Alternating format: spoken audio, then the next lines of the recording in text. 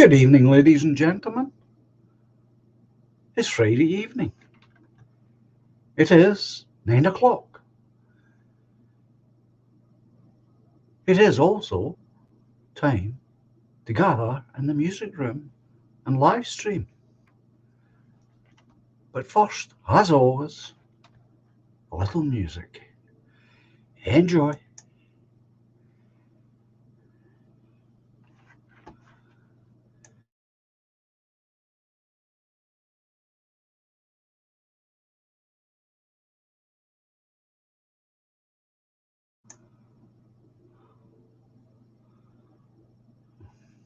Terrible like.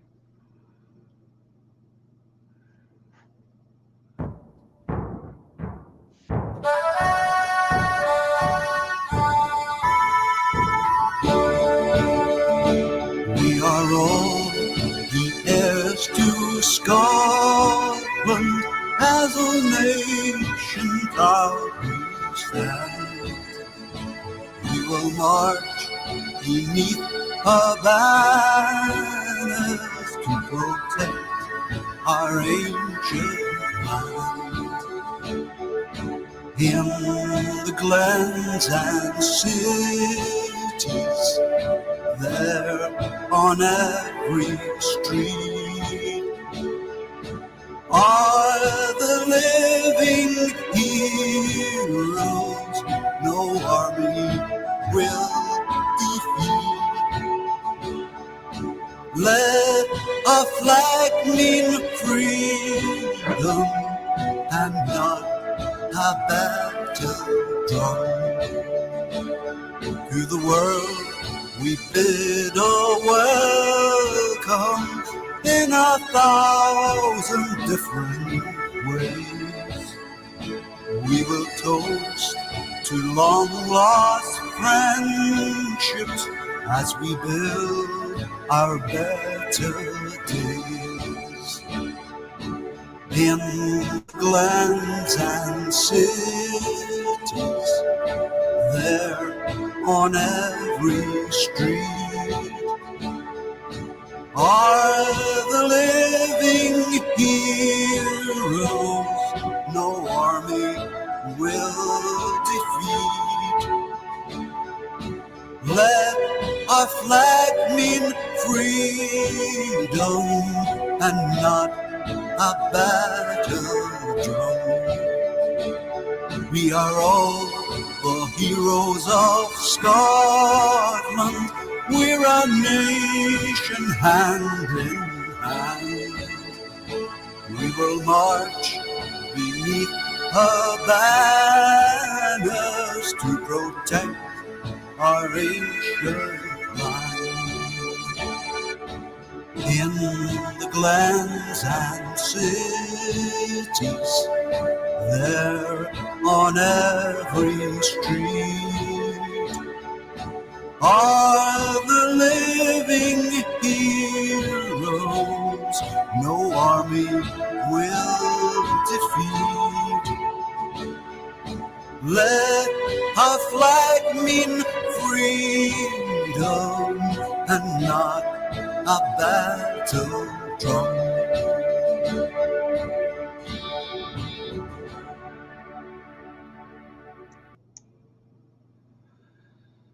Good evening, folks. I might be just a little bit rusty doing this, but it's nice to be here. And we have Sensum, so I'm going to bring Sensum onto the stream. There he is. And we have Eke, and I'm going to bring him onto the stream.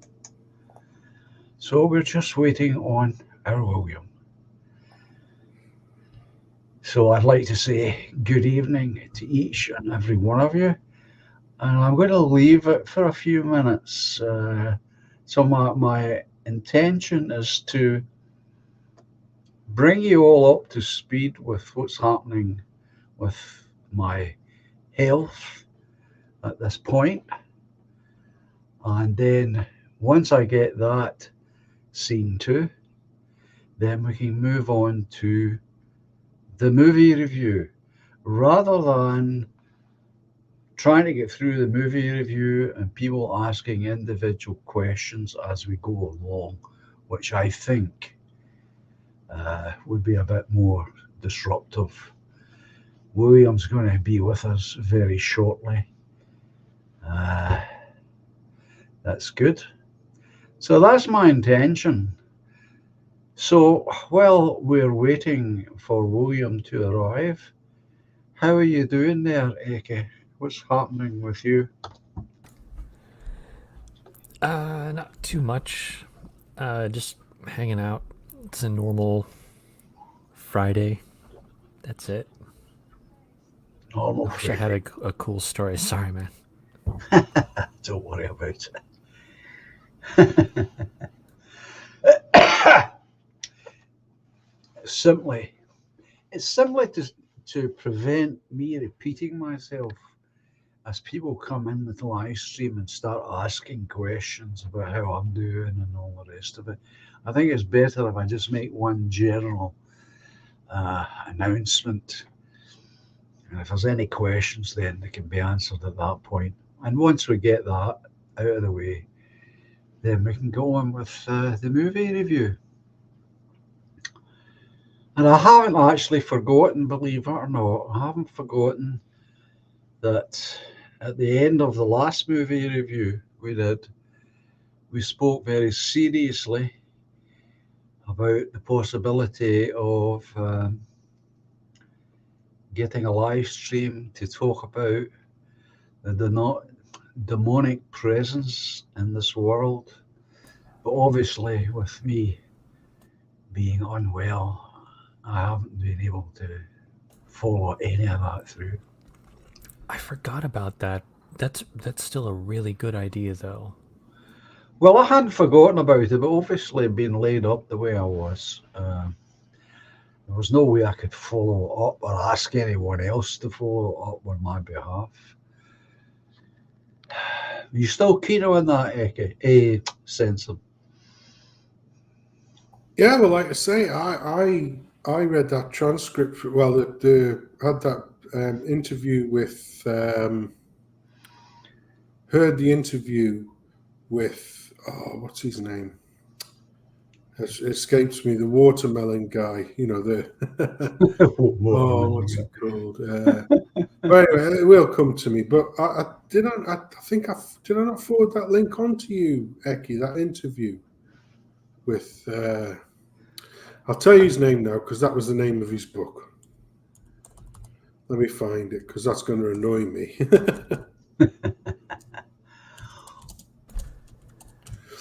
Yes, I did actually see. I saw yes, a couple. James Dellingpole. That was it. Yes, I sent you a link with James Dellingpole with regards to a clinical psychiatrist who was working with schizophrenics in what would be a prison for the criminally insane.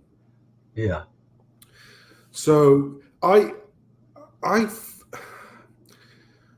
not I'm a fairly logical bloke, as people will attest. I like things to make common sense, yeah. Of course. But it was this chap who came on it, and his name escapes me once again, but I do remember it from back when. Not James Dellingpole, the clinical psychiatrist. And he matter-of-factly stated, and he has the tapes to back it up. And these people, a lot of time, when they were interviewed outside of this this sort of environment, shall we say, they're identified as being hatch matched and dispatched Christians. They weren't, the vast majority of them weren't regular churchgoers. They said, well, can you quote any scripture from the Bible? No, not particularly. And this was across the boards, and this was across several different institutions. And the thing that really troubled me, and I say that in all seriousness, is when this clinical psychiatrist, and he wasn't a God botherer himself, that's a colloquialism, a God botherer, when he quoted various phrases from the Bible, not even particularly well-known ones, and not sort of preaching them like, yea, thee, blah, blah. He would just throw them into a middle of a general conversation. And these schizophrenics would just freak out because the words had some kind of effect or meaning on them. Sure. Now, I like I say, oh, you found a password for your old account, Hecky. Sorry, I've just read that. Now, when this chap goes into that, into this detail, and it's very matter of fact. It's not sort of imbibed or exaggerated or anything. He literally is just quoting from the things that he encountered. And like I say, in particular, when he would throw random phrases from the Bible into general conversation, the attitude and the demeanor of these relatively pleasant, he would say, schizophrenics. I know it sounds like an oxymoron, but relatively schizophrenic, relatively placid schizophrenic individuals at that time. Yeah. It pushed them into an apoplexy, and it is that which I can't square the circle on.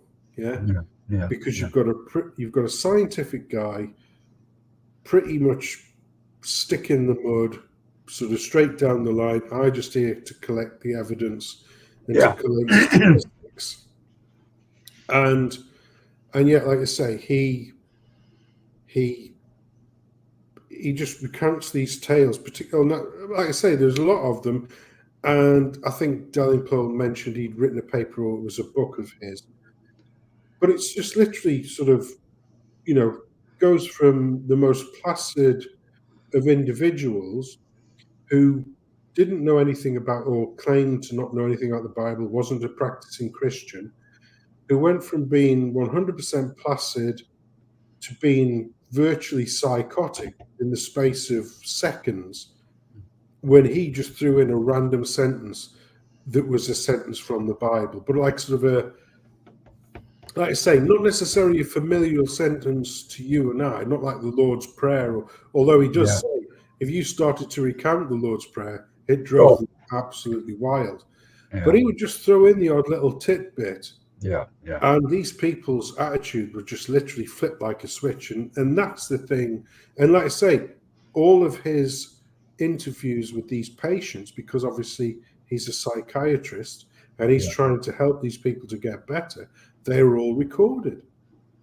I just thought it would, if we were going to attempt a live stream to discuss this topic, it would be incredibly useful if we had someone that knew a little bit more than any of us to guide us along. And we've got William. Here we go. Hello, William. How are you? Yeah, I'm here at least. So good to see you, John. Great stuff. Okay, now that everybody's here, I was just reminding everyone, William, that at the end of our last film review, we discussed and we all agreed that it would be a good idea to have a live stream to talk about the topic of demonic influence in this world. And that's what we've been talking about. Obviously, because I've been unwell, I couldn't do anything about it, and I couldn't ask anyone else to do anything about it. But I think that's very much still on my personal agenda. So before we get launched into our film review, I'm going to bring everybody up to date as regard my health.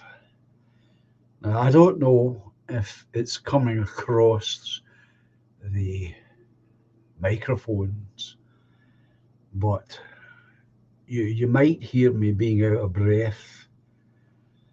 Okay, that's just the way things are at the moment. So let me take you back to when I was coughing. Well, that cough was going on for a long, long time, as you all know. All my regulars will do that. That went on for a long time. How I got through the poetry stream, I've no idea. It was a bit of an effort, but I got through it. And then the following day, that Saturday, I just went to pieces, and things just got worse. I couldn't stand up, I couldn't sit up, I couldn't think. I thought I was losing my mind. Maybe I did. Who knows? But anyway, it just got worse. And finally, we got the doctor in, and the doctor recommended and gave me antibiotics, which began to work immediately. After 5 days of that, I ran out, and then I got worse again. So I got the doctor back in again, different doctor, and same thing. 5 days of antibiotics. Started feeling a bit better again. The cough went down. Then I ran out of antibiotics and it got worse again. But by this time, I wasn't just bringing up mucus, I was bringing up blood, and that was alarming. So a third doctor arrives, and this doctor is the first doctor to ask if I'm a smoker, and that obviously was part of the calculations. So anyway, I managed to get this doctor to give me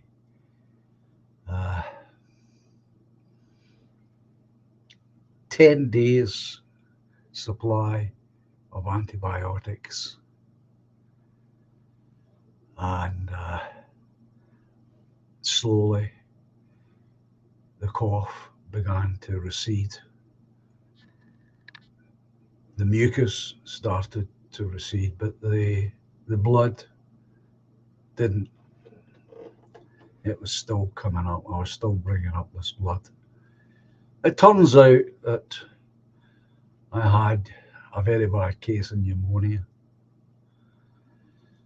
and that in turn turned into congestion of the lung, this lung, the left lung. So I've been x-rayed and scanned.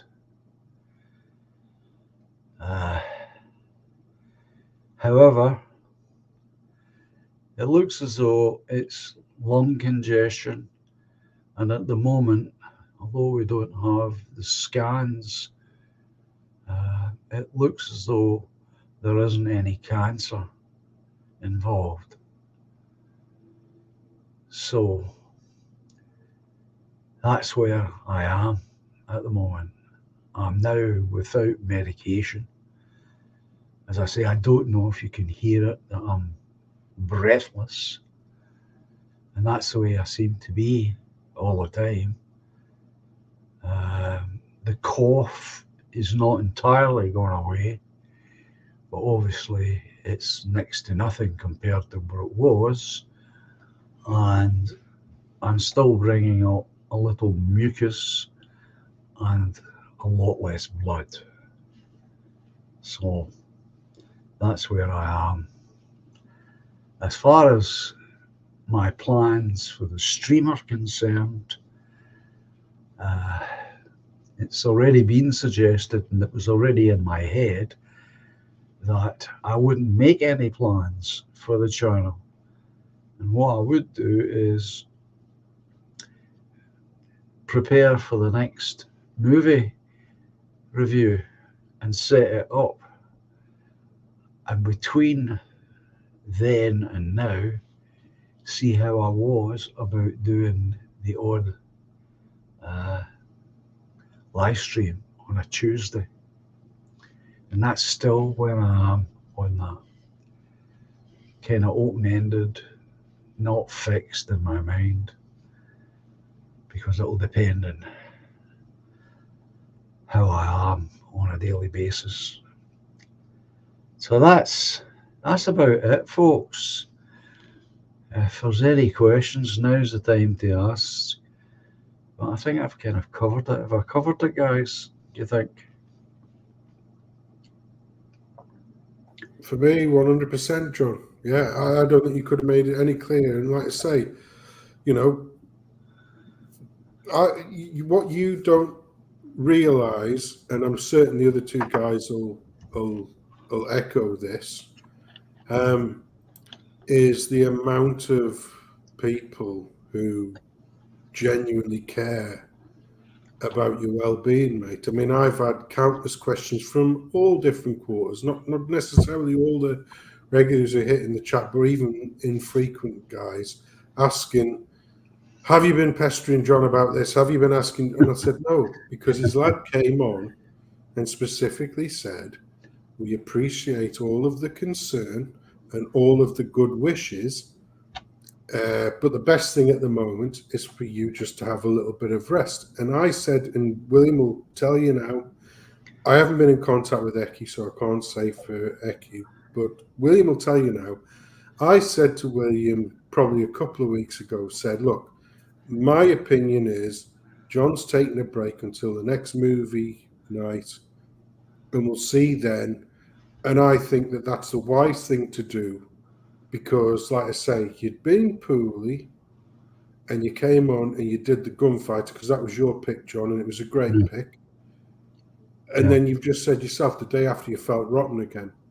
So I think you probably came in a little bit too soon, even though the tablets were having the right effect at that point in time. So like I say, you know, many different people, both on when I've been streaming on my channel, and when I've been in other people's streams online, and people have seen me and they've said, have you heard anything from John? And I've said, no, I've not heard anything from John, but if you look on his channel, the next film movie review has been set up, so I think we'll take a rain check then and see what's going on then. You know, just respect these lads' wishes. That was the way that I played it, and here we are. Here's the evidence. Here's the proof. And in the back room, I said to yourself again, John, you know, you can spread the load over this stream. It's not just you on your own, sort of going on for like an hour, 2 hours, sometimes 3 hours. You can share the load, as you say. Yeah. So if for the next sort of, you know, the next one or the one even after that, or however long it takes, if you just want to do the monthly movie stream, I don't think anybody have any problem with that whatsoever, because the foremost concern on everybody's mind is that you get better. So it's great that you're back. It's great that it's movie night. No, William, I didn't pick this movie, you arsey bugger, like what I passed in Telegram. I don't know who did pick this movie. Eki picked it. Although I do have a record somewhere. I'm not going to say who picked it, but it wasn't me, right, William? You troublemaker. But anyway, but it's great. Like I sense an oof moment coming. Okay, go on. not from me, Eki, because I've seen it before. You know, but John and I are both very cultured, as you know, and but it's once again, it's just great to see you back, John. We're sorry that you've had a rough time of it, but like I say, if doing these streams once a month till you get yourself pulled fully 100% right is what it takes to get you there, so be it. So be it, John, and God bless you. Thank you. Well, I have one question from Exile Viking, and it's a damn good question. Just one question, John. Have you quit smoking now? Not meaning to be personal, I'm just concerned. The last time I smoked, we'll go back to the poetry stream. Uh, that was a Friday. Saturday, I had, I think I had 3 cigarettes in my case. And over the course of that Saturday, I smoked them and I haven't smoked since. And I don't have any intention of going back to it. I don't have any desire, I don't have any craving.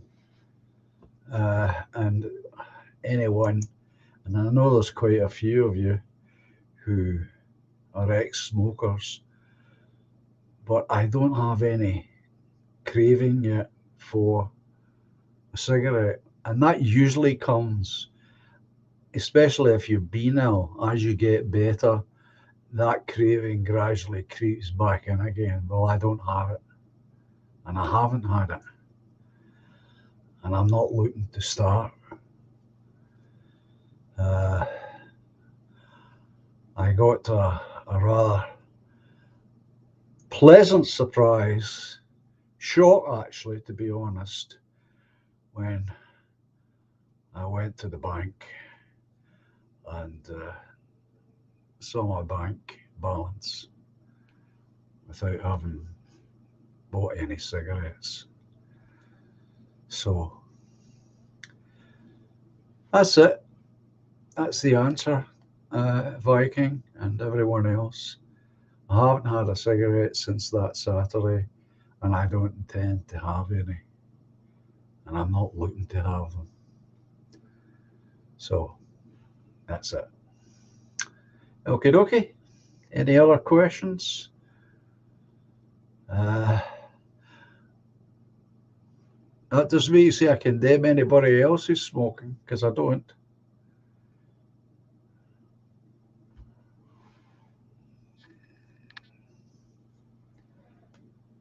So anyway, let us start with Eki, the man who recommended this film for review. Yeah, it wasn't me. Right, Eki, can you tell me why you chose this particular film? Any particular reason?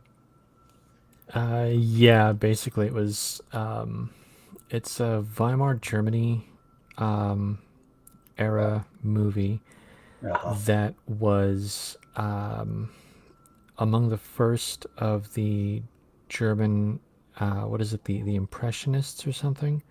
Yeah. And it's reputed that this particular movie is descriptive of the mindset of the German public that would later, again, 1920, I think this movie came out. It's asserted that this movie is descriptive of the mentality of the Germans that would later go on to suddenly and for no reason at all vote for a politician. So I think it's interesting as a historical piece, and one that does have at least some significance relative to narratives that we are living through right now. Okay, doke. I'm personally very pleased you picked this. I have been waiting a lifetime to express my views in public on this film. Had I stayed on at university, I had toyed with the idea of using this period of European history to do a PhD. But we'll get to that. So I want to go last tonight before I give anything out on it. if you don't mind. Okay, William, what was your thoughts on this film? Oh, well, how could I put it? I guess to be polite, I didn't like it. Okay, I don't think I would watch it again. And okay. while watching it, I kind of got the feeling that it was a punishment. Because you said something, okay. I must have, yeah. So, but in all honesty, there Yeah, was points where I did think, yeah, it's over 100-year-old, right? yeah, Quite insane when you think about it. But overall, not a yeah. fan. Not got much to say on it tonight. I don't think. But Just one small technical point. I don't know if you noticed when you were watching it. Um, these films are being put through modern processes now to take what used to be the jerkiness away because of the different speeds that they were filmed at. So when you watch it, you're getting the best view of it. In days gone by, when I was a very young man, and these films were shown, you would see it in that jerky way because they hadn't yet been prepared for modern yeah, machinery. I Just a small point. Yeah, That's all. I think that sort of thing added to the whole sort of creepy, weird, strange horror Sure. Germany movie. Honestly, I kind of thought at the end, Jesus, I'm going to be having some mad nightmare about this. So, cheers, Eki. Okay, doke. Censor, your thoughts to begin with. Well, I've seen this film, I think, including this one, it's at 3 or 4 times. I'm going to say 3. The first time I saw it, I know exactly when it was. I'd be 8 years old because it was coming on, I think it was on BBC Two, you know, when they used to have the old horror films, blah, blah, blah. And it was a film that my dad had seen. I mean, my dad was born, 1937? So he was 17 years born when he was born 17 years after. But he went to the penny cinema thing because they used to go in them days to go and see when he must have been, I don't know, 6 or 7 year old with his older sister. And they used to go to see the penny, or you could take a jam jar. That was another Yeah. thing you could do. You could take a glass jam Jesus. jar and they'd let you. What do you mean? Look at this overprivileged chemtrail wazzock here in the bottom left here. No, Cecil's quite right. That's exactly what you were able to do. Take an empty, cleaned jam jar into Yeah. the cinema and they'd let you in. It was Yeah. viable. The absolute privilege of these educated people with exams under their belt and all this kind of caper. They just don't have any feeling for the common man anymore, John. Do you know what I No, mean? I know. Sitting on So wheels. anyway, in my working class hovel life, where my parents and grandparents used to take a jam jar to go and watch the latest movie because they weren't as privileged as William. Because they used to go and see the likes of Butt Rogers with Buster Crabbe. You remember Butt Rogers and what was he, Flash Gordon as well? Flash Butt Gordon. Rogers and Flash Gordon. Ming the Merciless, Emperor of Mongol. But you got to think on for your penny or your jam jar in those times, which was war era Britain. Let's face it, it was still during the war years. They used to throw in the odd the odd silent one. So they used to throw in Buster Crabbe, not Buster Crabbe. That was Flash Gordon. Buster Keaton. Sorry, I meant to say Harold Lloyd, Buster Keaton, Yeah. Laurel and Hardy, Charlie Chaplin. Keystone And Cops. one of the ones that they had in was the Cabinet of Dr. Caligari, which was, you know, it must have been unheard of because it was a a boutique film, but he remembered it. I don't know if he remembered it from the original or from years later. And he said, these are the words from a pitman, a miner who in them days, faced death every day, so to speak. He said, yeah, he put the shits up me. And we watched it, and I remember watching it as an 8-year-old, and I was just mesmerized because you don't realize the sets as they are. And another thing that you have to remember is that because it was a film that was filmed in I think it was 1920, so it was literally was 1920.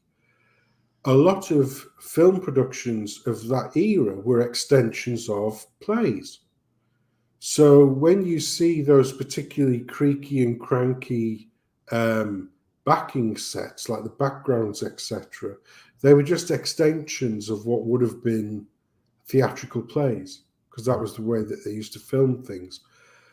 But it was really creepy because, like I say, especially, well, we won't get to the ending, but the ending for me, I think that was the first time where, as an 8-year-old, I realized, oh yeah, that's because obviously that's the baddie, that's the main baddie. But because throughout the entirety of the film looked entirely different towards the end of the film, when you're young and you have that initial realization, that's like literally like, oh crikey, these people, he was just, that was his act, and the garb and everything, but it's the same person. You just can't tell because they look a little bit neater, a little bit tidier, but they're still the baddie sort of thing.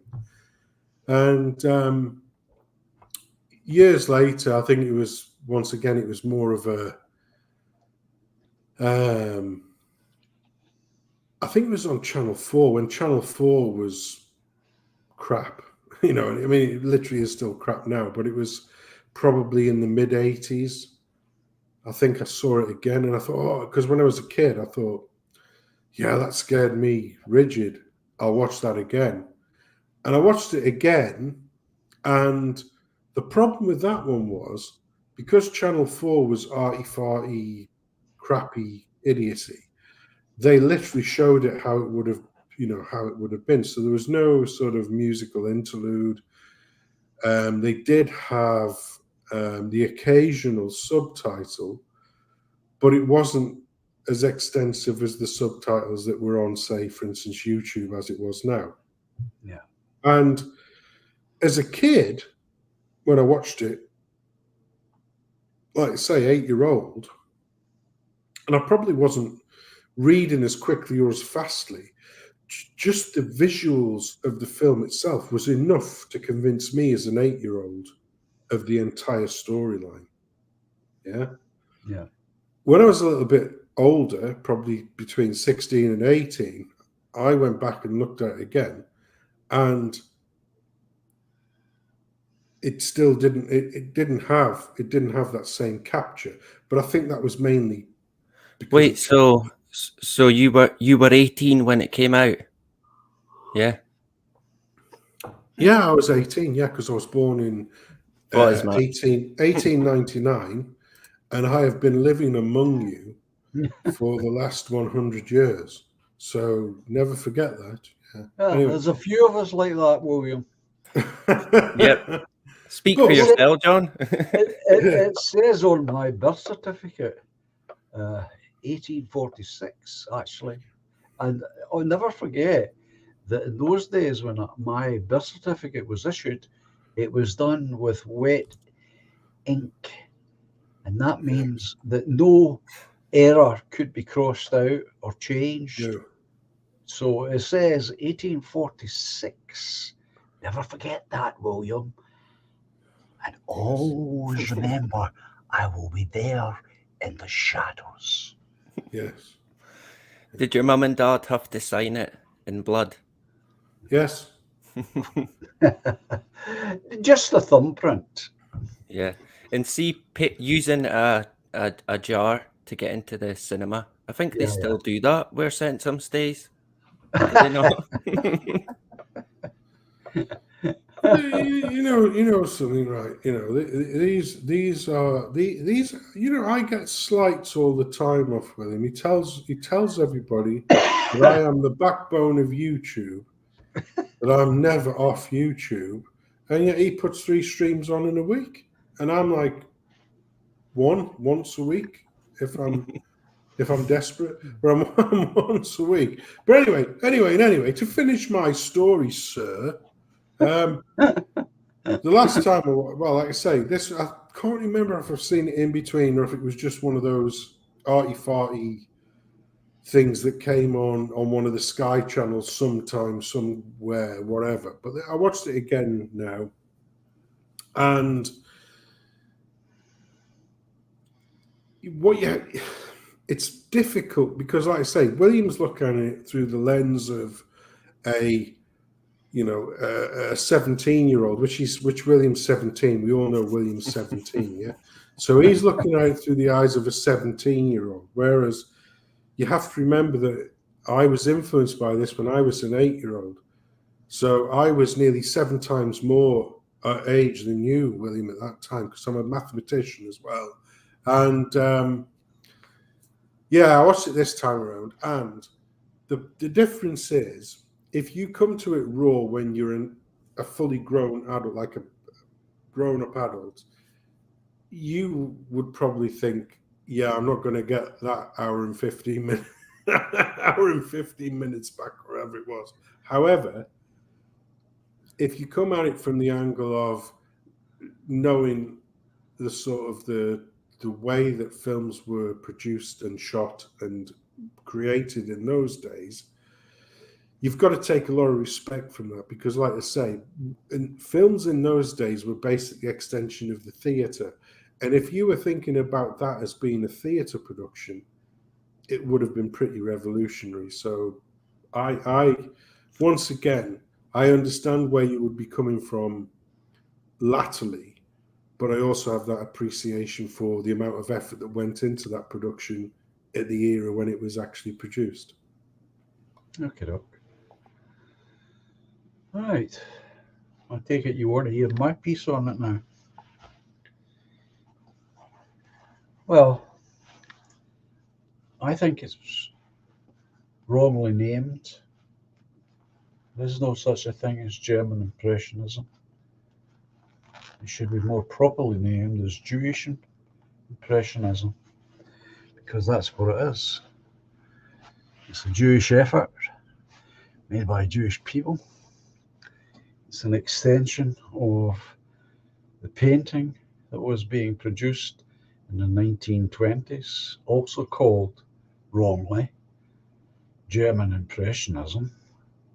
Because if it was really German Impressionism, it would have went somewhere, which it doesn't.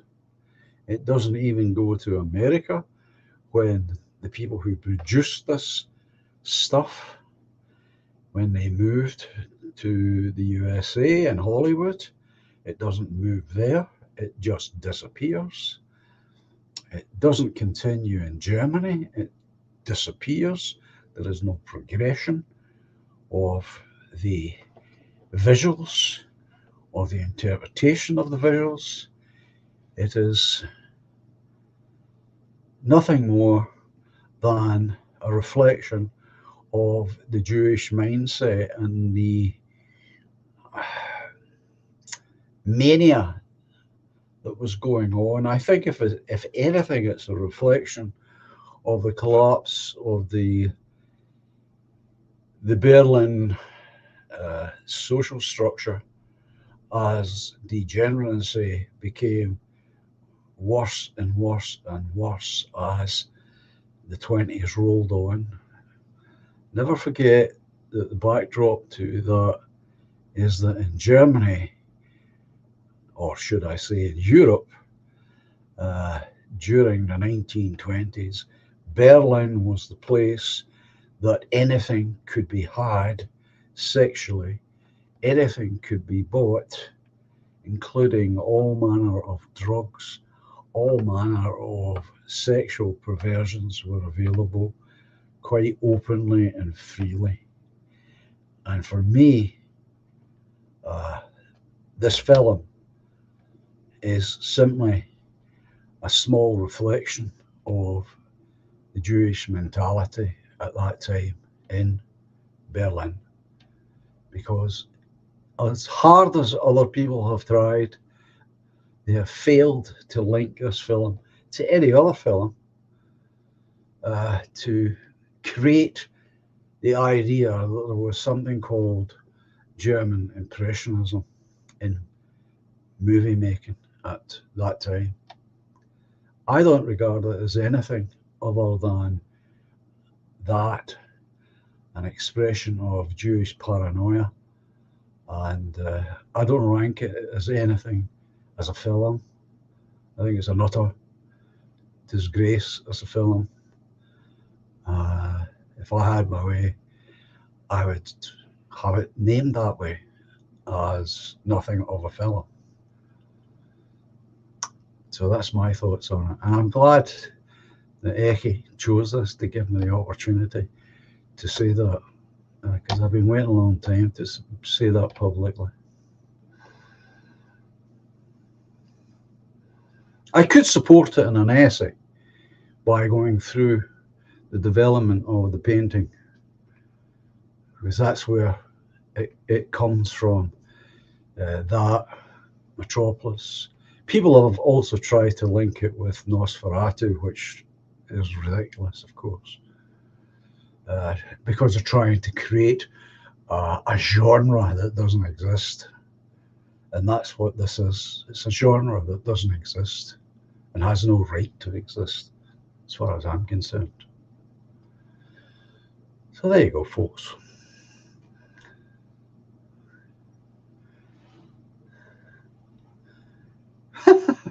Suddenly everybody's going quiet. No, I'm sorry. I was looking up Jonathan Greenblatt's Twitter account. 1 second. I'm kidding. Anyway, actually, generally, Oh, is that the ATL you're looking at there? yeah, no, I generally agree with your assessment. There's an interest. Can I just add on to this, folks? Oh, Not please, just for the panel, but for everyone who's taking part in the stream. I think what has happened since that film was made is that people in general, the general public, have been frightened into condemning it because of who is behind it.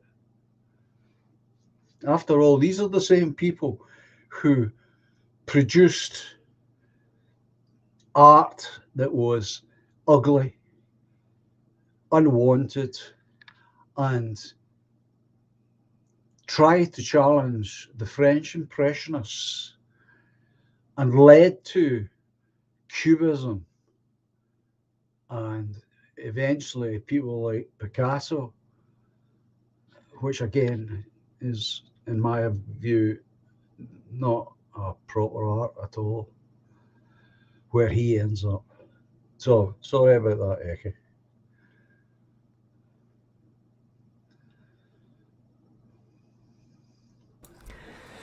No, generally agree. Generally agree. There's something that I was checking out, which is apparently okay. So the movie uses the, what is it? Not impressionism. What's the word? Not surrealism. Not impressionism. It's one of those isms. What's it called? What's the style it's done in again? Paranoiaism.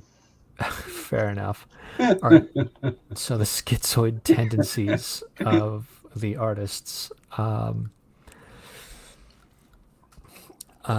being made visually represented on the screen. My understanding is that the original writers of the movie, of the story anyway, they had intended it to be an indictment of the German mentality for, I don't know, hierarchy and authority or something like that. And the main villain of the movie, Dr. Caligari, it was just going to be a straight ahead story of Francis, the protagonist, the guy whose buddy is killed. Francis goes and discovers that the sleeping monster is being controlled by Dr. Caligari, and then Francis was basically just going to dispatch Caligari or have him arrested or whatever it is. So what you end up with is an authoritarian figure that is using others to do violence. That authority figure was going to be taken out, reprimanded, jailed, whatever. And the director of the movie, like Vena or something like that, I forgot the director's name, but apparently he's the one that tacked on what would later become kind of a weird Hollywood trope. The movie Shutter Island is basically Dr. Caligari in terms of the protagonist is really an insane person in an asylum, Sure. which is also the same movie as Fight Club 1999 with Brad Pitt and Yeah, Edward and there's Norton. another one with a hotel where there's murdering going on in a hotel. Same idea. Yeah, it's become really popular, and for me, I trace it back to Dr. Caligari because it's the first example I can see Yeah. in cinema. But I'm confident there must be like a novel or a short story that has it previous to that. Regardless, the director he's the one that tacked on the thing of Francis being a crazy person, which ended up making all of the weird surrealistic impressionism. Is that what it's called? German impressionism or something? Yeah, that's what they call it, but it's a misnomer. Well, yeah. I mean, I do agree with your assessment. The impressionism sets are made.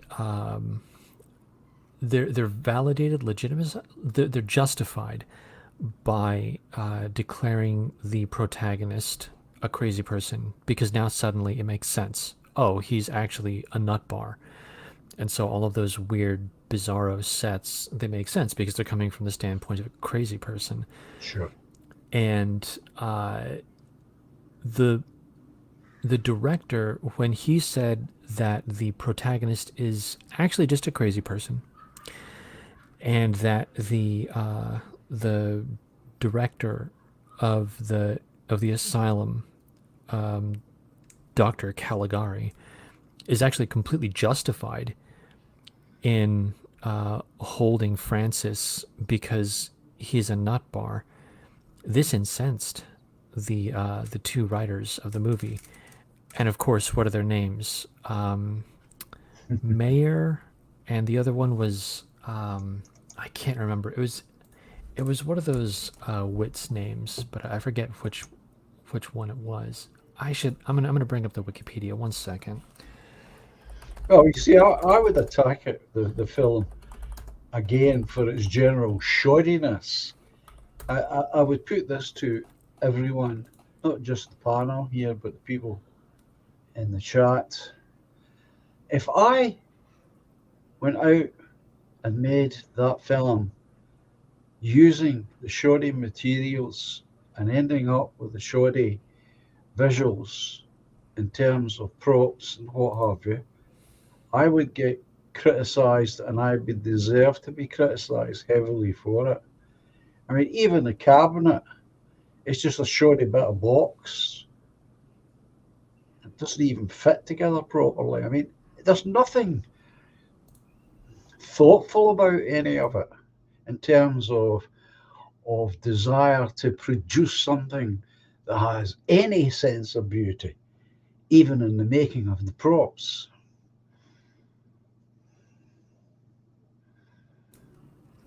But just to come in there, isn't that an extension of the German theatre scene at that time.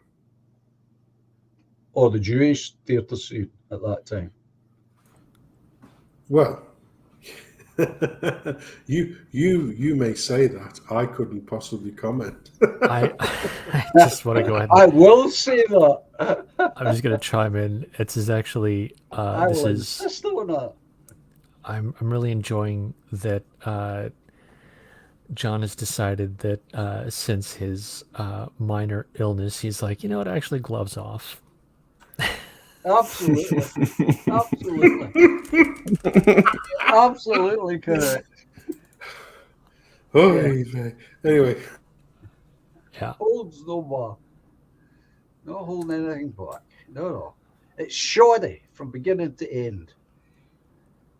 And I swear to God, if I presented a piece of modern film as shoddy as that, you would all attack me, and quite correctly so. I'm only going to push back from a pure technical thought pattern, which is that if you separate story, if you separate the actual narrative from the manner in which it's conveyed, then and in this instance, I'm talking about sets and costumes and actors and so on, and like camera angles or whatever.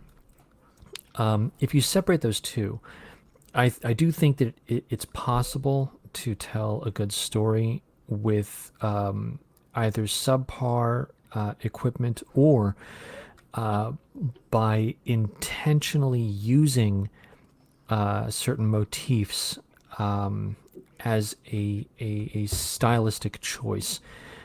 So I'm only pushing back on what you're saying only from a technical standpoint. That said, from the standpoint of the people who actually made the movie, I do agree that there is a quote deconstructionist end quote impulse within it, and one that is destructive. And from that standpoint, I do agree with John that the net result was one that was intended to undermine, for want of a better word. I do agree with that. I absolutely agree with that. Well, I take your point, Eke. I do, seriously. When I had my attempt at trying to make something using a video camera, I've put everything that I had into the thing to create visuals that were worth, I thought, to look at. And if I take that back to the 1920s, it's a bigger deal because the technology is new. There should have been an excitement in the air to create something that would knock people's socks off, so to speak. And it's not in that film. It's just not in that film. And I find that at first I found it disappointing, and then the more I thought about it, the more I realized that no, it should be expected because those people had nothing to do with the technology in the first place. They're only using it, and that's fine. There's nothing wrong in that. But there's just no excitement in the making of the thing, which you certainly get when you look at a film like Metropolis.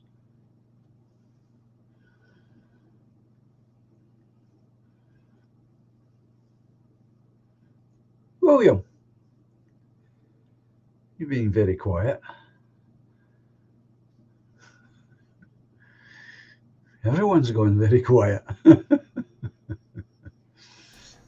Well, it's kind of a rough movie in a way, because there's a fair amount going on in it. Rather, let me rephrase that. The plot is extremely simple. and I would argue that the plot is thin. However, seen within the backdrop of the way that art movements were going on at the time, and specifically what was going on in Germany at the time, I think it is interesting. I mean, good heavens, you've got two very interesting things happening at the same time. Plot elements. There are two very interesting plot elements happening at the same time. You have a murder, and you also have like this peculiar sexual desire impulse coming from the somnambulist Caesar. And that is completely reflective of what was going on in Weimar Germany at the time, and especially the fears regarding all of the Bolshevik pushes that were happening not but a couple years previous. That movie was only put out maybe it must have been written and produced very like maybe a year and a half after the attempt on Germany. What was it, like 1918, 1919? That's when the Bolsheviks ran through Germany. Yeah, it's to the best of my knowledge, it was made 1920, so perhaps it hit the cinemas 21, perhaps. I'm going to assume that it didn't take that long to make the thing, as more often than not, it didn't take long to make films back then. Yeah, But so you're talking about a turnover time yeah, of months yeah, yeah, yeah, between the fears of the Bolsheviks coming and when that movie was actually released. So it would be the equivalent, for our purposes, the BLM riot, the what is it, the George Floyd. Floyd thing. Yeah, it would have been the Yeah, equivalent of the George Floyd riots, and then someone puts out a movie describing crazy, violent people doing crazy, terrible things and burning a building or something. and you also have to remember as well that that shortly after this film, we get another film called M, Yeah, which, controversial as it is dealing with a child molester and murderer. yeah, That's a big subject. 1920s. yeah, yeah. Yeah, and Uh, that's the days when there is no uh, official or unofficial uh, censorship of any type. So anything is possible at this point. And yet we get these two films and they go nowhere in the sense that there is no development. Whereas if you take a different genre, if you take the genre of film noir, which is essentially a French movement right after the Second World War, there is a development there. Although it starts in France, effectively being because of the availability of Bolex 16mm cameras coming onto the market, the advent of Kodak's new film stock, etc.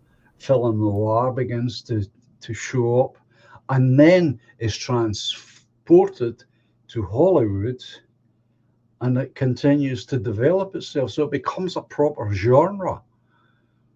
But so called German Impressionism goes nowhere. And it revolves around perhaps three films. There's Budgie talking about the Golem, but I don't consider the Golem to be part of this. I'm gonna disagree formally on that one. I actually do regard the I regard Caesar as basically being a golem. I actually do believe that. Yeah. Not Yeah, in the I'm talking about the film, though. I'm talking about the film. The film what's Gollum. that? Budgie is saying the Golem is good, is a good film. But Oh, what I'm right, right. saying is the Golem is a complete in a different category. In my view, it is neither Jewish impressionism nor is it German impressionism. Fair. I think it follows more after the Nosferatu. It would fit in with Nosferatu. This time around, I would have to say that I read into the Caesar character that to me, educated as I am these days, that Caesar did epitomize the Gollum trait, shall we say? That's just that's probably just my opinion, but yeah, I see where Ecky's coming from on that one, because I did get that sense from whether or not that was what the intention was from the original producers, which we all know the early life history, shall we say. But it is very what's the word? I'm not sort of reminiscent, but No, sort of the I think it's a direct one-to-one correlation. I really do. yeah, I think the same. I And think that is you've got a Golem that goes out and does your nefarious bidding. That's Yeah. pretty much the Conrad Veidt character in this movie. In other words, Caesar. Yeah. Yeah. and also consider just for a moment, they regard, and I'm referring now to, oh gosh, John, I'm going to go right back to my default setting of guarding my language because I can't help it. If you want to go gloves off on anything, I'm not going to stop you from doing it, but I'm going to mind my P's and my Q's. Okay. I The appreciate that. okay, the people who wrote this movie, they come from a mindset in which they are the controllers. They are the ones who are important and nobody else is important, and other people do their bidding. It's my view that they view us as fundamentally being golems. And I think that they think that within our societies, absent them, okay, I think they think that we are willing golems of bigger controllers within our own group. Caligari, seen from this lens of a separation of, we'll say, those who wear hats and those who do not wear hats. I'm one who does not wear a hat. The people who made this movie, they do wear hats. So as a non-hat wearer, I think that the hat wearers think that I would follow someone like Dr. Caligari. Okay, and Yeah. the indictment from the hat wearers is that the non-hat wearers are people who are capable of and willing to commit violence, and that they will do so at the behest, at the orders of our evil non-hat wearing overlords, and that we ourselves, so Caesar, the somnambulist, would be basically a sub-in for me or you or anyone on this panel or anyone in the chat. We are the somnambulists. We are the ones who are blindly sleepwalking to do the bidding of our evil overlords. We non-hat wearers will do evil bidding by our evil non-hat wearing overlords. That's the indictment. Now, I don't agree with that framing. I don't agree with that story, but that's the story that they are posing. And so I'm taking, when I watch all of this, and when I consider the indictments, the implications, the accusations implicit within the narrative, I actually do take seriously that they believe this narrative. Okay, so this is actually sort of a tricky thing. I'm not saying that their narrative reflects on me. No, I no. am, however, saying that that narrative absolutely reflects on them. This is how the hat wearers think. Hat wearers absolutely consider their absolute obsession with systems of thought, systems of society. They're always talking about, think of it as a system. You know, Hmm. they're obsessed with rules and whatnot, Hmm. and Absolutely. laws and legalism and so on and so forth. Yeah. The reason is because okay, this is my, now I'm moving over into an opinion. So I'm now about to express an opinion. It's my opinion that these people who wear hats, they are basically hyper NPCs, non-player characters. These are Hmm. people who are, they operate according to instructions, and they just assume that if it's a good operating system, they can simply follow the operating system, that good outcomes will follow. I don't believe that, but I believe that they believe that. Yeah. Yeah. Yeah. I would So agree. I would agree. yeah, and so when I think about all these things that I'm, the indictment implicit within uh, the character of Caligari and Caesar as a dyad, you're actually looking at an authoritarian figure that is manipulating an unthinking populace. And Yeah. with Francis was supposed to be the sub-in for a person who wears hats. If you really stop and think about it, that's what Francis was. That's the main character, the guy who was Hmm. doing all the detective work and looking around to see, where is Caesar or who is Dr. Caligari, so on and so forth. The guy who's going to Sure. try to rescue the woman, which is actually kind of funny if you think about that.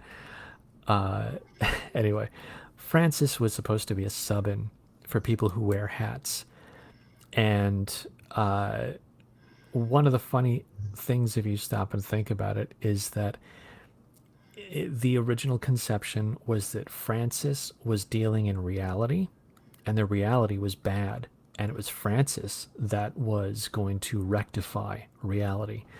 He was going to be a light unto the world, and he was going to heal the world by dispatching the evil tyrant and appropriately dealing with the somnambulist, the unthinking man.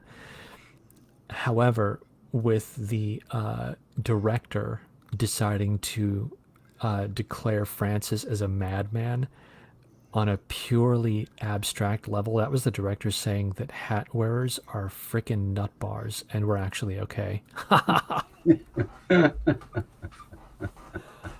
I can't help but think that that's why they were so upset. The writers of the movie, I think that's why they were so upset at the director tacking that on. But anyway, that's just my own thought. Have That you was guys? do you know this? That was quite powerful what you done there, John, what you said. And it felt like you had been waiting years, decades to say that. So it was No, good. I have. I it, have. was, it was good you got your moment. And I think you're right. The Jews done it, let's face it. So we'll go Well, with that. the other thing is that that I take into consideration when I say these things about this particular topic is it's a very early example. It's not the only one, but it's an early example where a group of people promote themselves into a position of, let us say, stardom in various artistic fields. And that's what's happened with this film.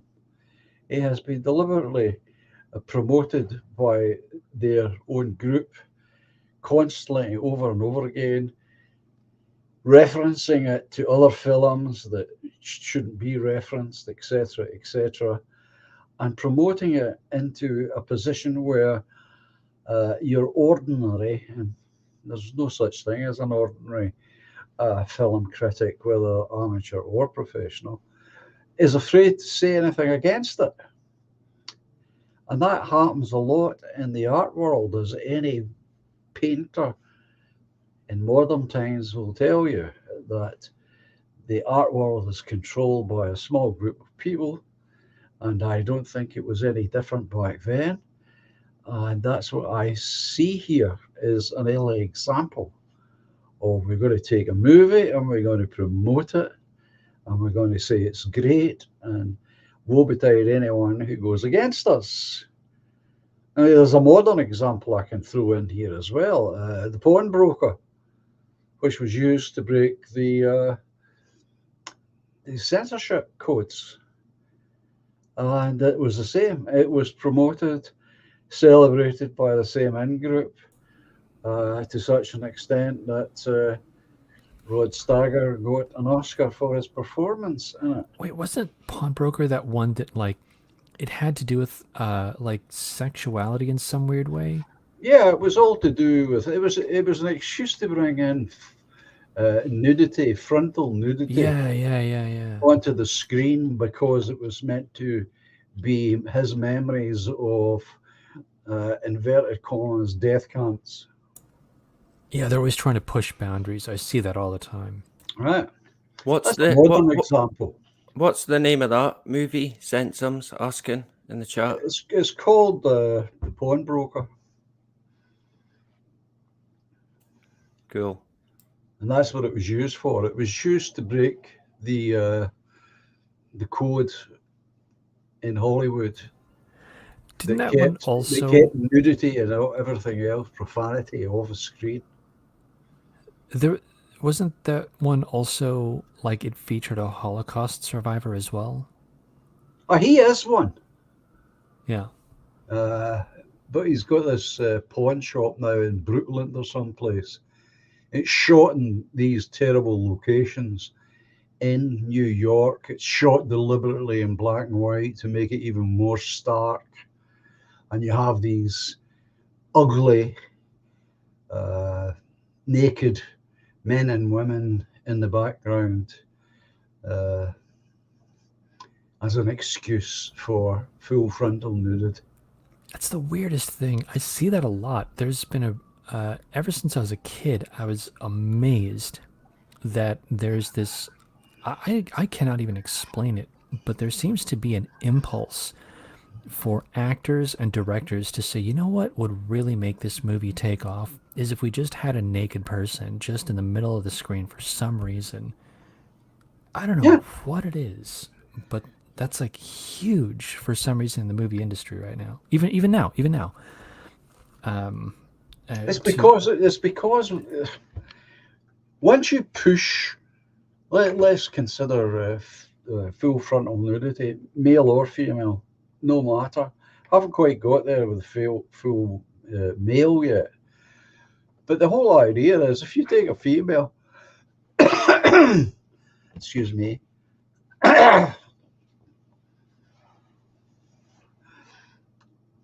blood, uh, and you put that image on the screen, it has a shock value. But then the viewer should ask themselves, what is the purpose of the image on the screen? If there is no real purpose, that it's there for shock value. But let's assume that. But then where do you go? What do you do now? Well, you've done it once. You're going to do it twice. We're going to have two women on now. We're going to have a close up. See, to me, there's an end to this.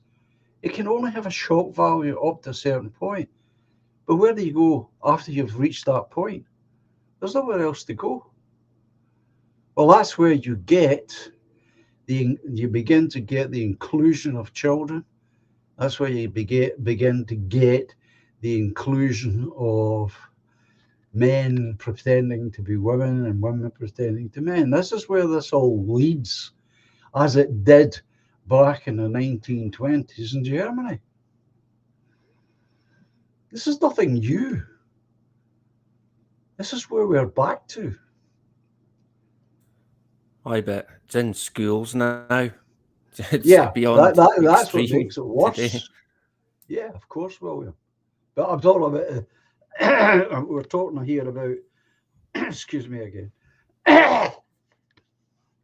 We're talking here about a so-called art form, filmmaking. Why would you have that included? Why would you have full frontal nudity included? Yeah.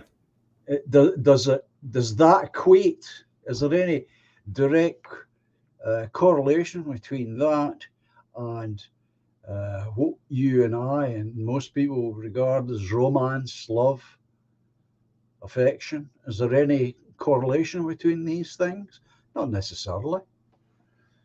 These things can be expressed without the need for full frontal nudity. But once you go in that route, as they have, then where next?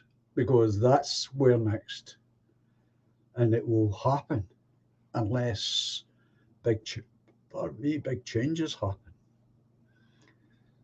That's what I see. But you're right. It's already at the schools, so not much of a step to put it up on a big screen.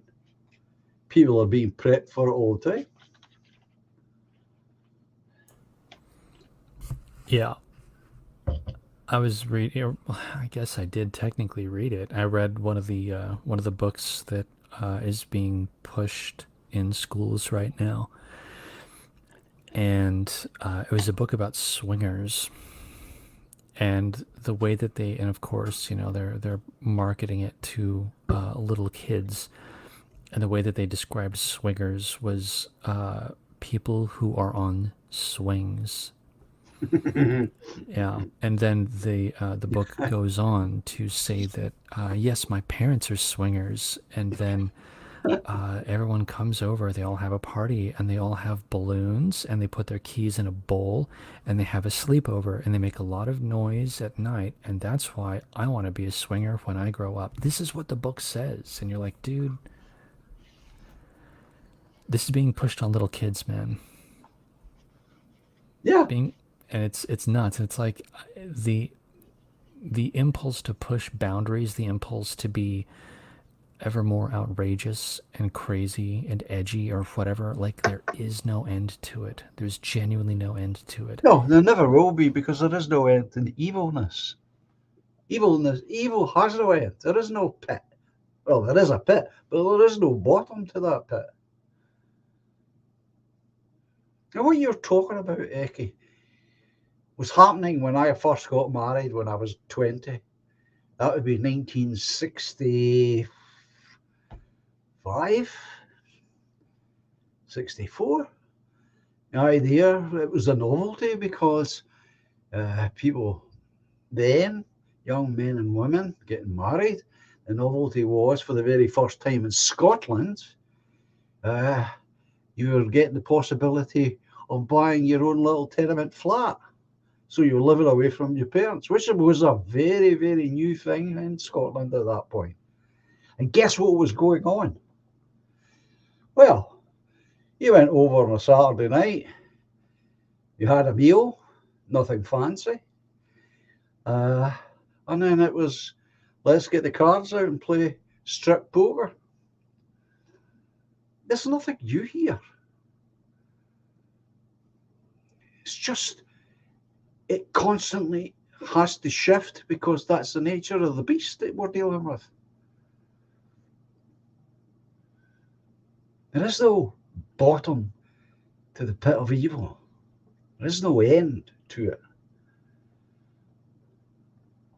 I don't even want to employ my imagination into the field of what the hell would they do with children once they've done what they've done to them. What are they going to do next? Well, I can talk about that, but I prefer not to, I suppose, in this context. Yeah. So. Wait, where's the strip poker at? These were the things that went on. They seemed naive to me even back then. They seemed just naive and almost childlike, right? The idea that you were going to take your clothes off in front of these relative strangers. Uh, but it rarely happened in the way that you might imagine. It just rarely happened that way. Just went so far, and the girls would put an end to it. If they got down to their underwear, that was as far as it was going. Well, but there was still a sense of propriety back in those days, one that I Yes. believe is absent now. So Yes. there was when you were a kid, there was a backdrop of decency that we simply do not have presently. As of Oh, now, my gosh, it's no, out of control. no, you're absolutely right, of course. You're absolutely correct. Yeah, I do agree. This is why, at the time, that sort of thing seemed incredibly adventurous and, you know, edgy. Yeah, but that's how it always starts. But we're kind of strayed away from the movie here, guys. Oh yeah, we're supposed to be talking about Barbie Caligari. or Oppenheimer. Which one? I forget. Have you got any further thoughts on this movie yourself, William? Bloody weird. Honestly, it's a really creepy, strange film. I'd advise people not to watch it, to be honest. I reckon I'm going to have a mad nightmare about it. Yeah, really? Honestly, yeah. It's weird Uh-huh. as well because I kind of feel that I maybe want to watch it again, which is strange. Honest to God, just to kind of look at it with a wee bit more interest. Just given how the history connected to it, but interesting what you had to say about it. None of that seemed to cross my mind at the time. I was more. I mean, it takes me a few times to watch a movie anyway before I can understand it. So I might watch it again at some point. I might make if my wife is annoying me, I might make her watch it. Oh, So Nice. I've got that in my pocket. But yeah, I found it really, really strange and a bit eerie, creepy. But there you go. I will say this about scary movies. There is, I don't know, it's hard to explain, but the impulse to put yourself in a situation that is unfamiliar and try to find your way out of it, I get that. I actually do understand it. I do think there is a role for scary movies and for horror movies or whatever, because it kind of, I don't know, for want of a better phrasing, it kind of wets the whistle a little bit.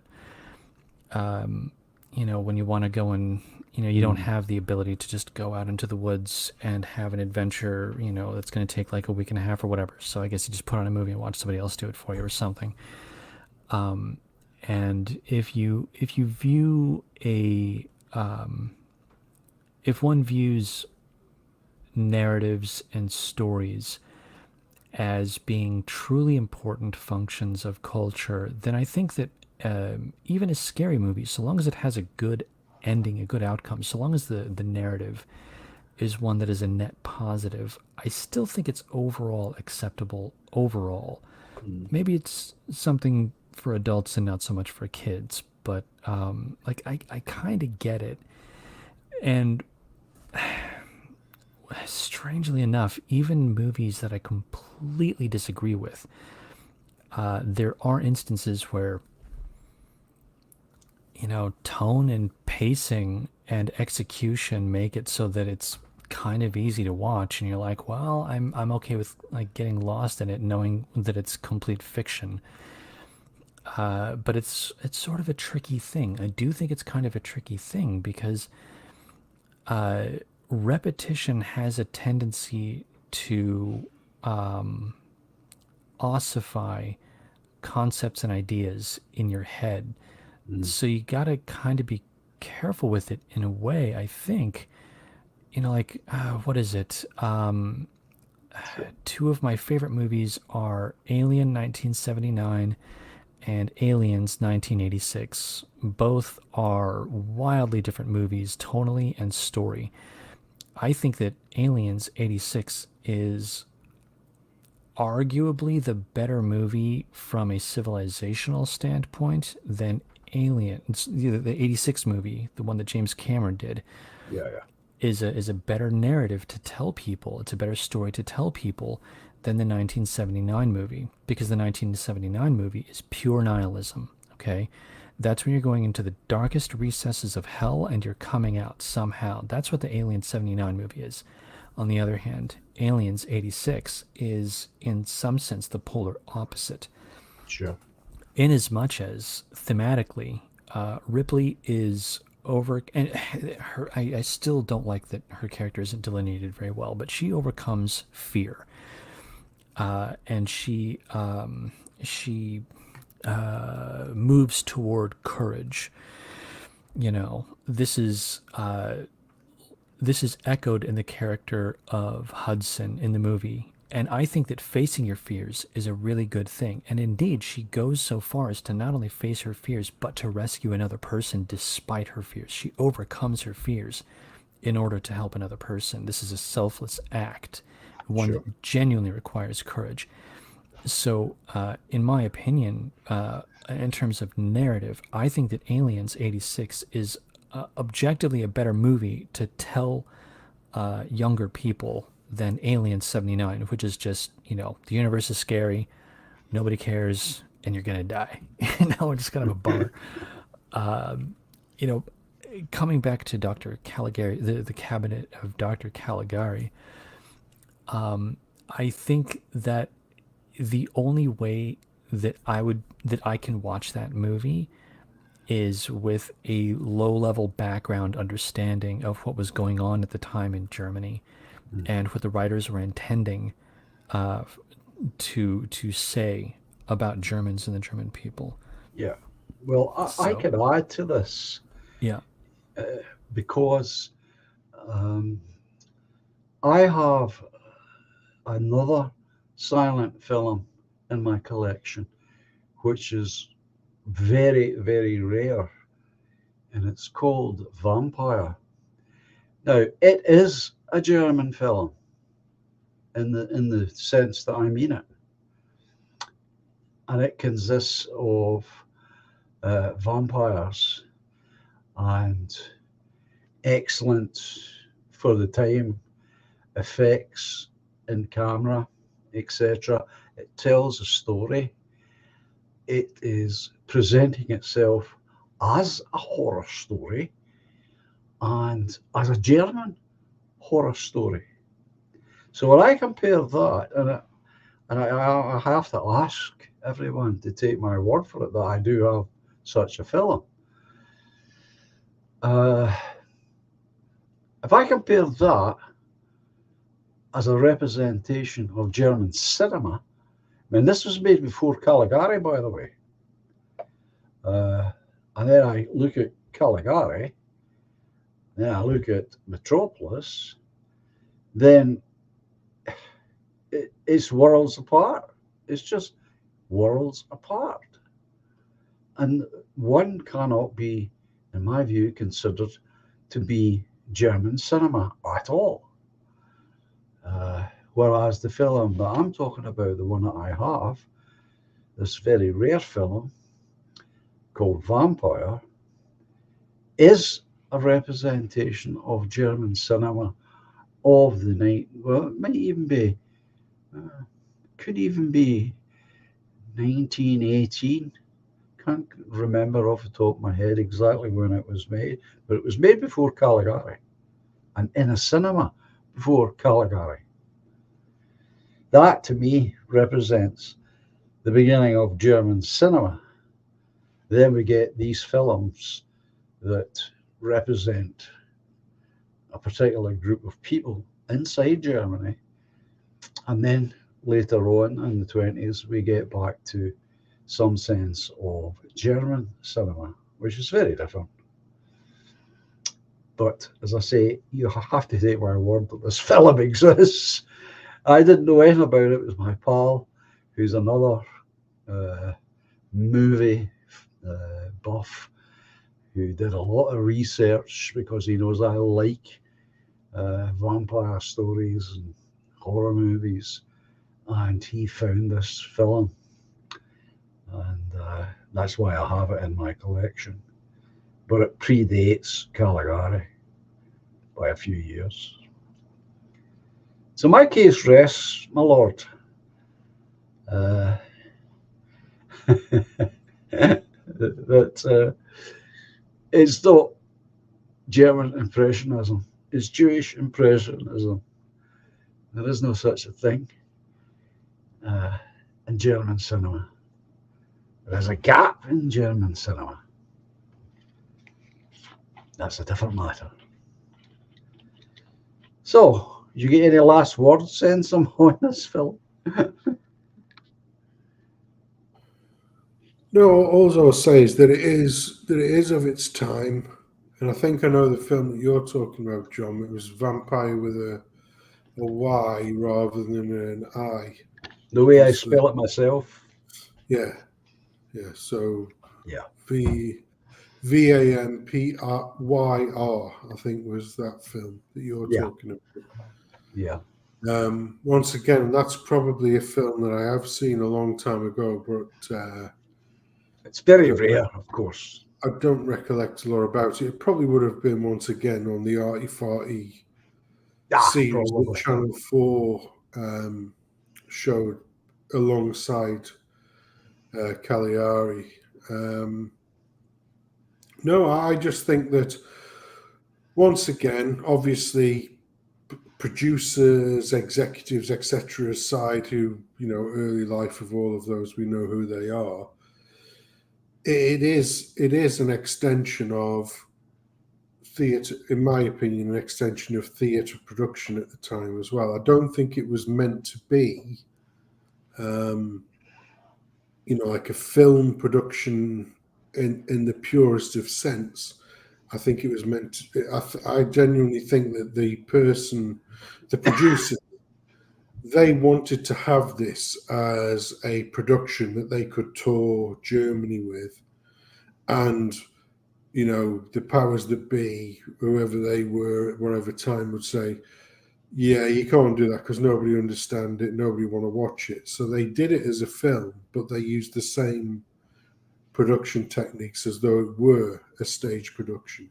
Yeah. You may well be right there. Yeah, you may well be right. It does have that look about it.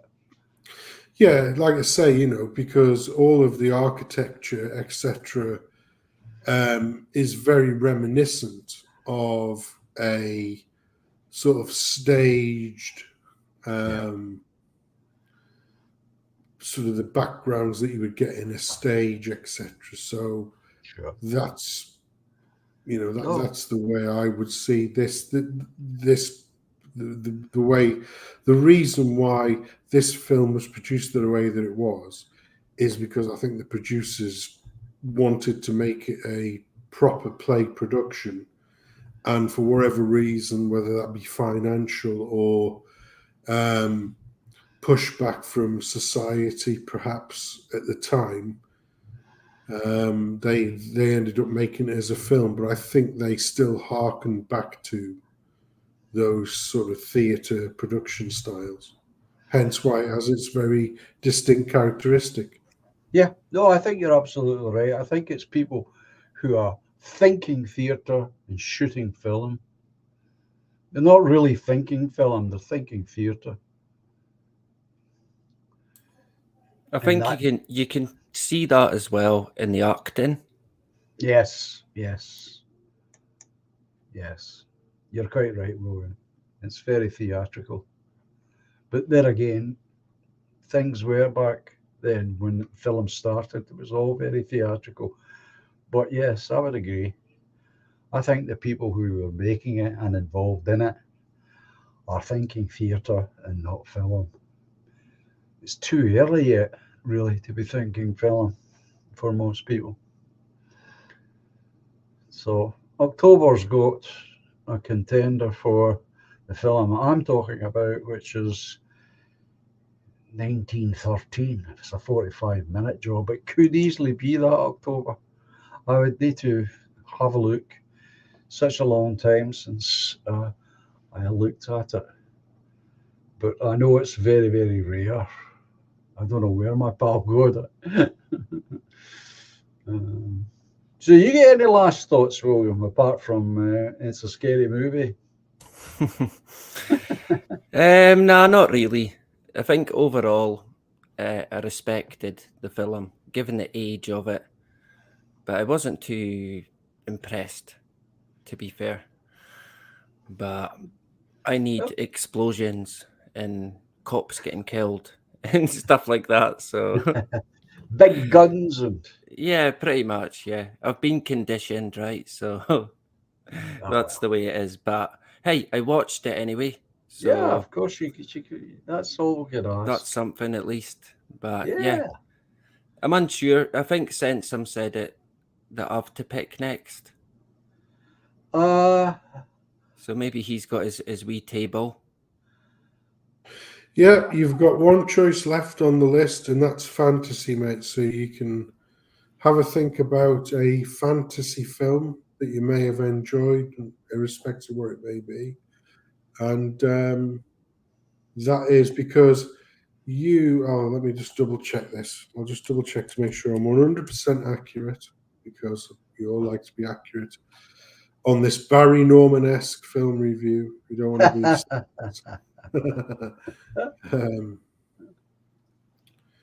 So here we go.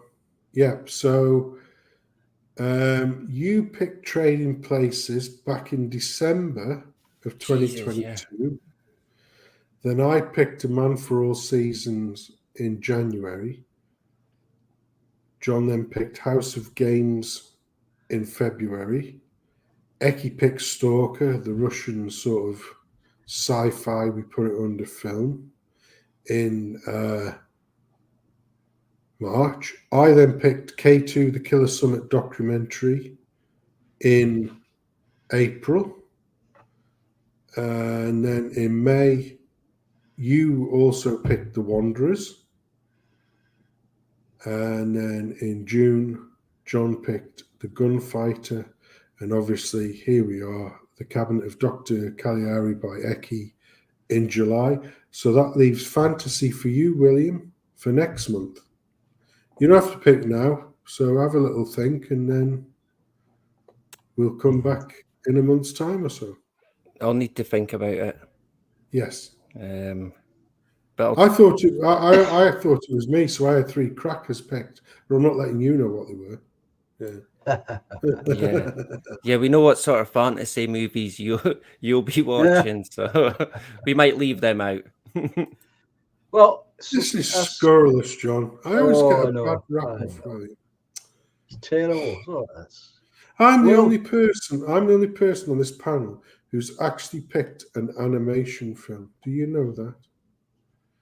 And I get these kind of slights from William, who in his next production will be, showing us how the moon is satanic. So I take offense at these slights. You of course, what we will expect from William next time will be the remake of Snow White and the 7 Magical People. I doubt it. I'll need to think about it, though. Well, I was just going to say, William, do your best to not take too long so that I can Aye, calm down. I'll get it picked as soon as I can. So I've got an idea. I've got it by tomorrow, I'll be fine. Cool. No problem. And how about you, Eki? How are you? Oh, plans for tomorrow? Yeah. Yeah, I got nothing, man. I'm just gonna hang out. Good. Yeah, I'm just gonna have a cup of coffee and go for a walk, and that's it. Sounds good.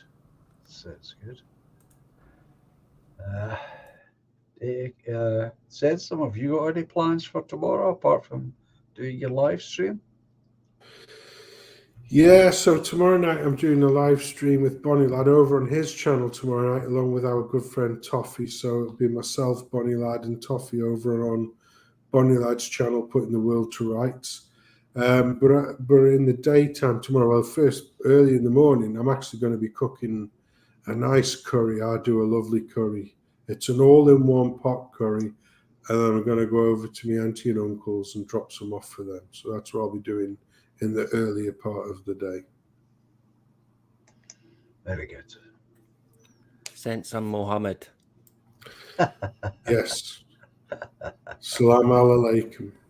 Well, I guess if that's going to be the spirit of the day, I might go and have some tacos. Yeah, tacos.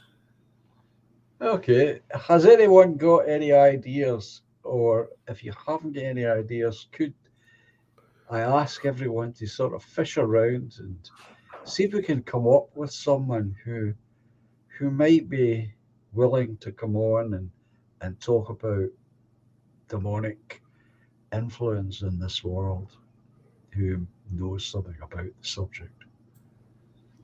Well, I sent the guy Jerry's email to send some, so he would be the guy to get, probably. Yeah. Well, can I leave that in your hands, Sensum? Well, I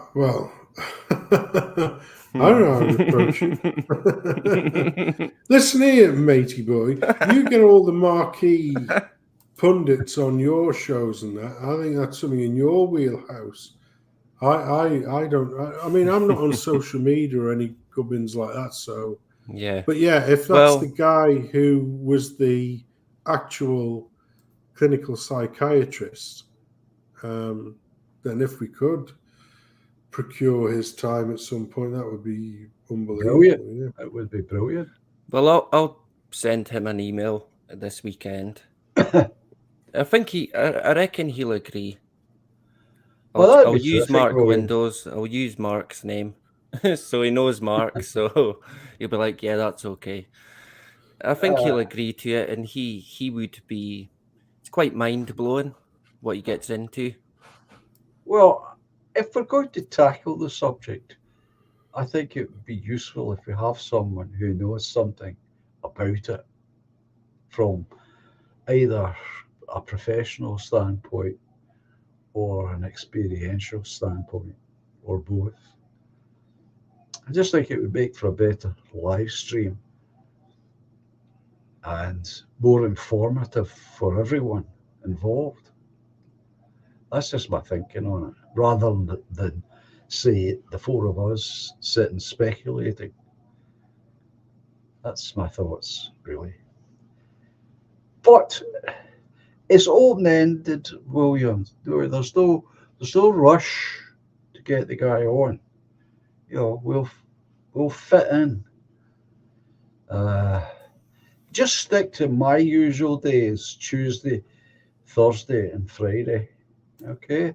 Yeah, well, I mean, I'm unsure what sort of schedule the guy's got or workload, but yeah, I mean, I'm sure we could arrange something. Come to an arrangement, surely. Sure. Yeah. Because that would be, I think it would be very useful and informative for everyone. Okie dokie.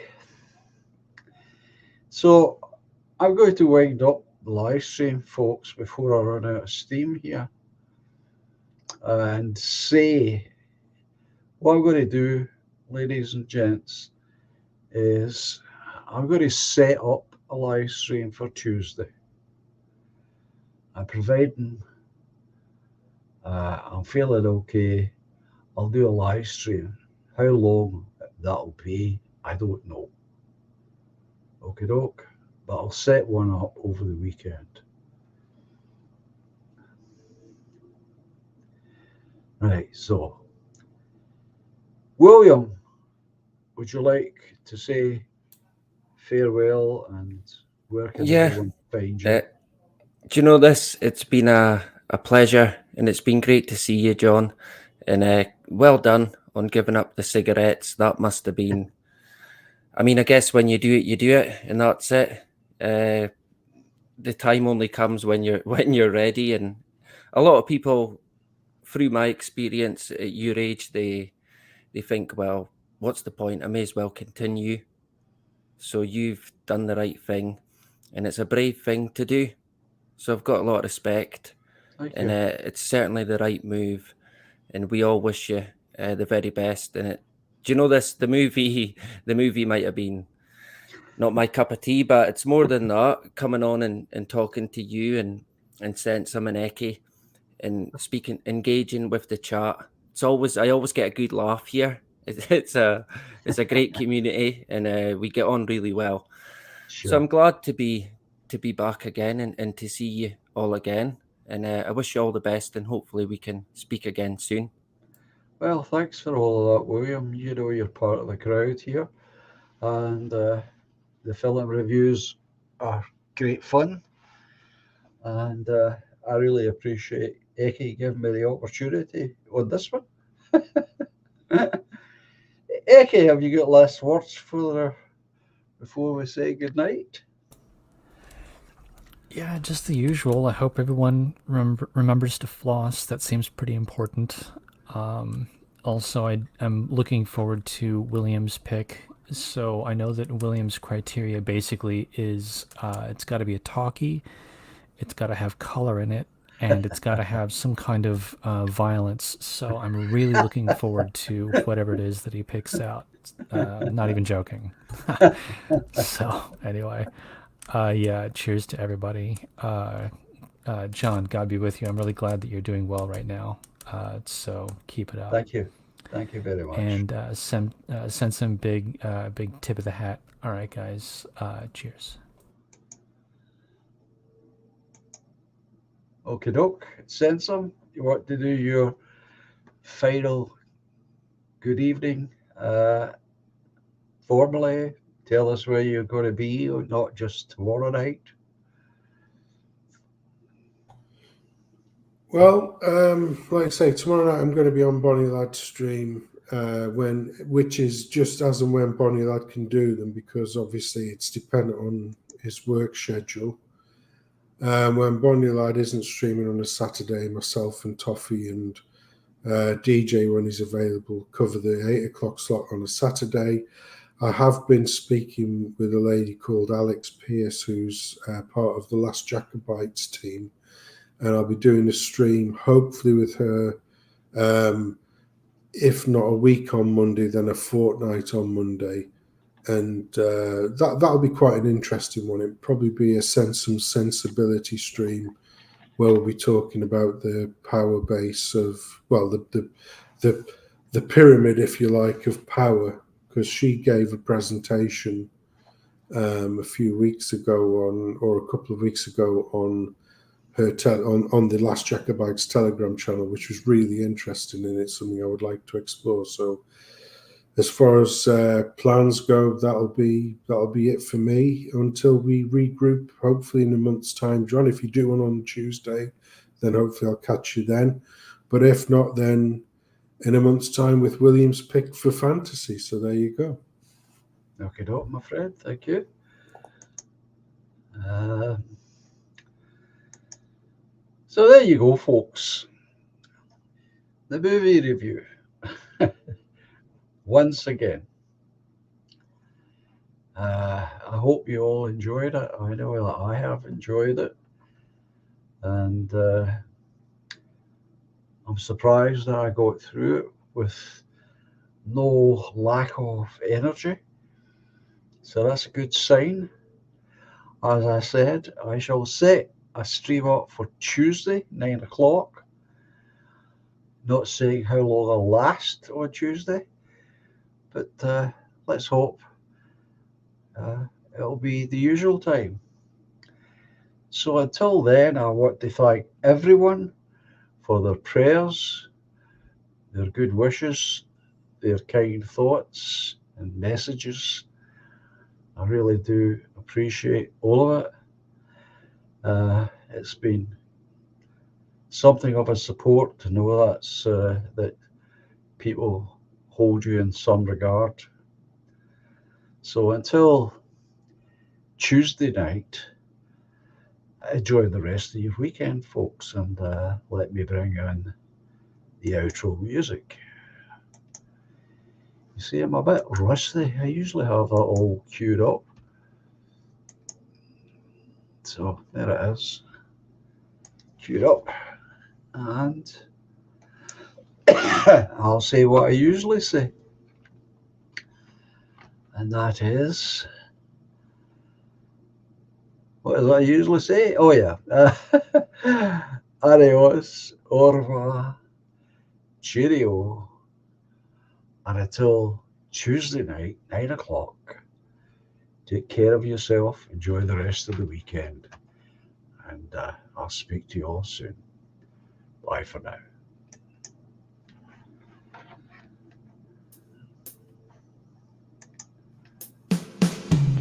Silently the snow falls, paints a winter scene, swiftly spreads the dark rim, hides a fading autumn green. Moonbeams brush the dark wood, conjure friendships dear to me.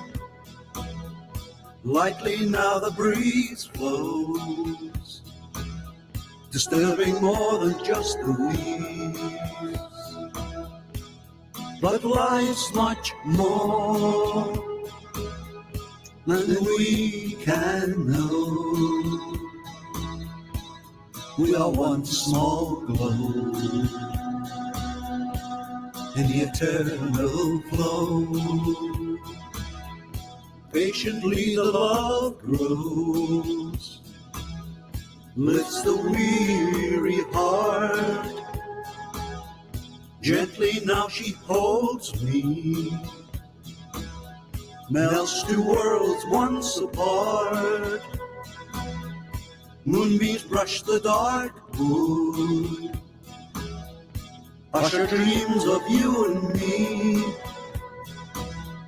Softly then the breeze blows, disturbing more than just the trees. But love's much more than we can know. We are one small glow in the eternal flow. Melodies of long ago, songs of innocence, harmonies to soothe the soul, have some consequence. Moonbeams brush the dark wood, awakening joys of you and me. Silently the snow falls, bringing winter symphony. All together now. But we're much more, So much more than we can know. than we could ever possibly know, We are one small glow but a very, very important glow. in the eternal flow. But life's much more than we can know. We are one small glow in the eternal flow.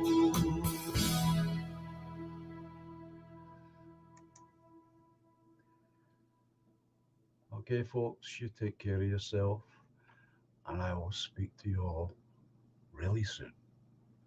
And thanks again for being here. And thanks again for your prayers, thoughts, and well wishes. Bye just now.